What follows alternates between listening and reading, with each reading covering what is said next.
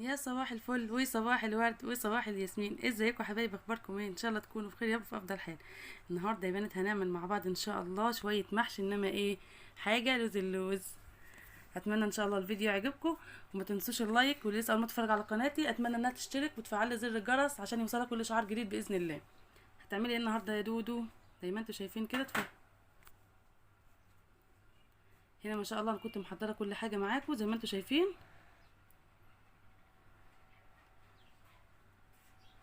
جهزت الخضره بتاعتي وجهزت البتنجان وجهزت كل حاجه.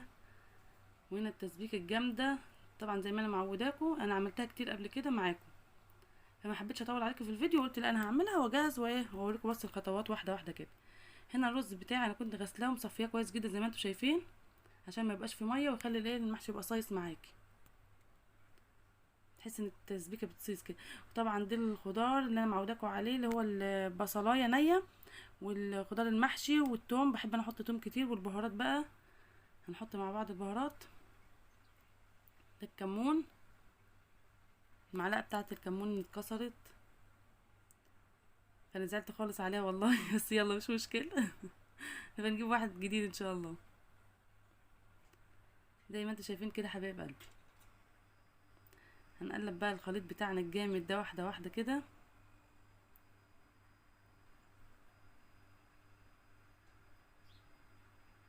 طبعا اتمنى ما تنسوش اللايك بالله عليكم يا بنات، اللايك عشان الفيديو ربنا يصلح حاله ويترفع باذن الله. احنا طبعا لقيت ان ما ينفعش ابدا اللي انا عماله اعمله ده، قلت لا انا لازم ايه،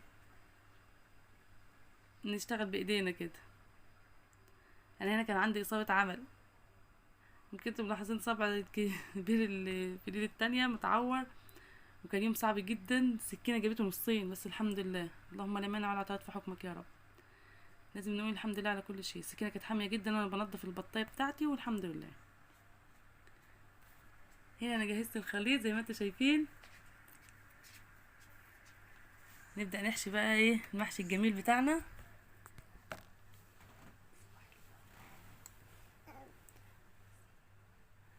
انا جبت البتنجان، انا كنت مقوراه قبل كده.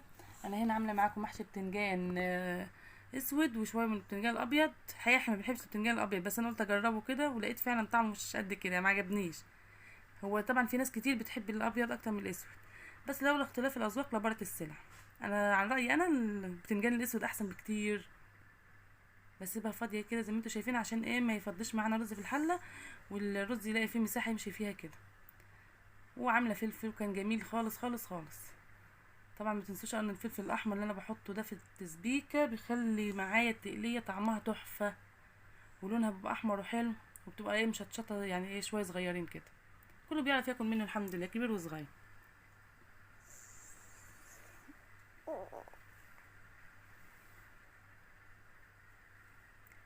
زي ما انتوا شايفين كده حبايب قلبي. وهنا ده قرن فلفل، برضو كنت منضفه الفلفل ومجهزه كل حاجتي عشان نشتغل على طول، عشان طبعا البنات في المدرسه وزمانهم على ايه جايين، فانا بحب اخلص بسرعه بسرعه قبل ما يجوا، عشان يجوا يلاقوا اكل حلو كده تفتح نفسهم. زي ما انتوا شايفين يا حلوين.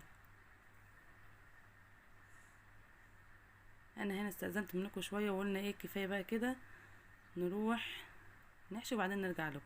وده بعد ما خلصت الايه المحشي بتاعي كله، حشيت الحله كلها زي ما انتوا شايفين ما شاء الله تبارك الرحمن، جميله جدا.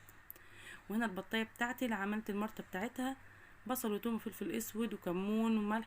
والبطايه ما شاء الله تبارك الرحمن شايفين منضفاها جميله جدا.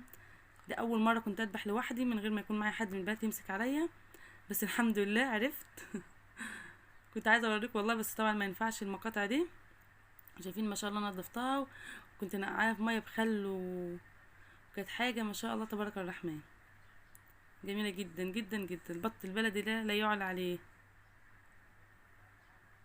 دي بطايه كبيره شويه، دي البطايه الاميه بصراحه، بس لقيتها هي مش عايزه تبيض كده، وراضيه تنام، وما بتبيض وتنام بتقوم وتسيب بيضها، فقلت لا انت هتقرفينا ليه، تعالي نتغدى عليك النهارده. واتغدينا بيها، وكانت ما شاء الله جميله طعمه طعمه يا بنات بألف هنا وشفا كل اللي كان منها.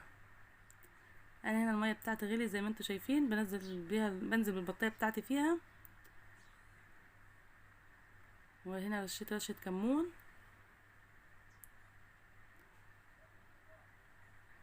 والبهارات بتاعه المعتاده اللي انا بعملها دايما معاكم، وفلفل اسود. وطبعا بجهز بقى البصله والثوم وطماطمايه، الحاجات دي بتحوش زفاره الطيور. دي بصله وثوم، بس مش عارفه الاضاءه كانت جامده قوي في المقطع ده ليه، لكن انا حاسه انا بسجل ان انا مش شايفه. وهنا خلاص تمام، كل حاجه ما شاء الله تبارك الرحمن. اتفرجوا، اكلي ما شاء الله ما شاء الله ما شاء الله، بالف هنا وشفا لكل اللي كان منه. المحشي بتاعنا طلع جميل ومفلفل وطعم، مش معجن ولا طلعت حبات رز. وده كان شويه رز كده كنت حطيتهم في وسط المرتة، والمقطع ده معرفش اختفى راح فين. قلت يصيف قلب البطايه، والبطايه بتاعتنا والشوربه طبعا ما شاء الله تبارك الرحمن، حاجه جميله جدا جدا جدا. اتمنى ان شاء الله ان الفيديو يعجبكم، ما تنسوش اللايك، واشوف وشكم على خير يا رب. مع السلامه.